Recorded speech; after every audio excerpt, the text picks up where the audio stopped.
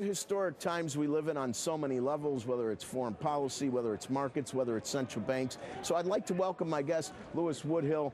Louis, thank you for taking the time. You know, in one of the pieces you wrote, it was about, incentives matter. I couldn't agree more.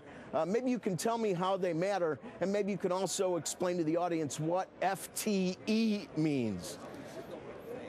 Well, first of all, FTE, if you worked 1 hour last month, the Bureau of Labor Statistics counts you as being employed.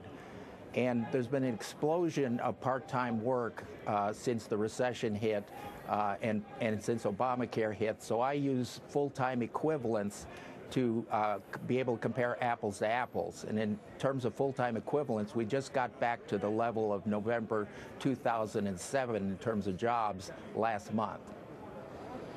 All right, and with regard to incentives, you picked some interesting examples. One of them is sunsetting, of course, extended or emergency jobless benefits. You didn't mention the sequester, but anybody who's watched some of the budget deficits know that both of those have been kind of misinterpreted in terms of what they did and why they did it. Maybe you can explain.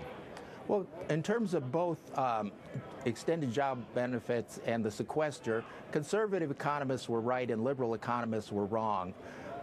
The economy actually sped up after the sequester hit, even though Keynesianism would say it would slow down, it sped up. And when we stopped paying people to be unemployed, fewer of them were unemployed.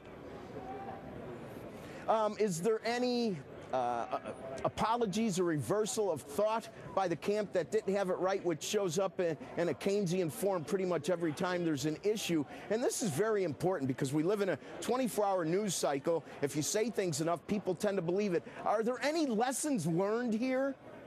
The left is institutionally incapable of learning that lesson. The data doesn't matter. They just back calculate what would have happened if their policies weren't followed, and so their policies always work in their analysis. All right, with the final 35 seconds that we have, give me some incentives that you would implement to put Americans to work and help our economy in ways that we haven't seemed to have gotten escape velocity in. Three things: stabilize the dollar against the CRB index, eliminate the corporate income tax, and pare back Obama's regulations on anything and everything. Do you think there's any chance we could actually see any movement on any of those three camps anytime soon? Not till the election, but this is what the election should be fought over, is economic growth. I know, and what produces but we seem to go from election to election and waste 2 and 4 years at a time. We're definitely doing some damage to the economy, in my opinion, but that's for another discussion. Louis, thank you so much for taking the time, and let's go back to the Sarah and the gang on Squawk on the Street. All right, thanks so much, Rick Santelli. When we come back, $1 Million Homes is back. We're going to take you to Greenwich, Connecticut, an area known for its mega mansions, and showing you 3 homes, but only one is worth $1 million. The $1 Million Home will be revealed after this break. Sector Sword is sponsored by Sector Spider ETFs. Visit them on the web at sectorspiders.com. Thinking of investing in Apple, Google, or Microsoft?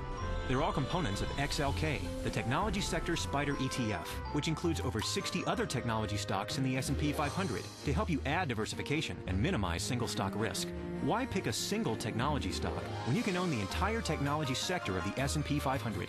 Before investing, consider the fund's investment objectives, risks, charges, and expenses. Go to sectorspiders.com for a prospectus containing this information. Read it carefully.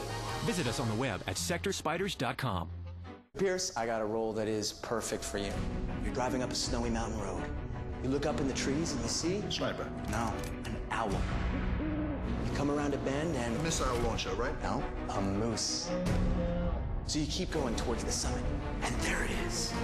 A cabin. And it explodes. What? No. No explosions. But there are fireworks. Oh, I like fireworks. Right?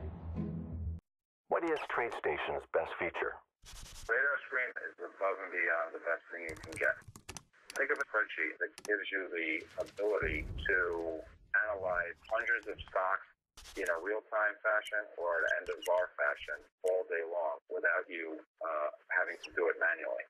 I use it every day with 1,000 symbols in there, and that's what drives my trading. It gives me ideas all day long.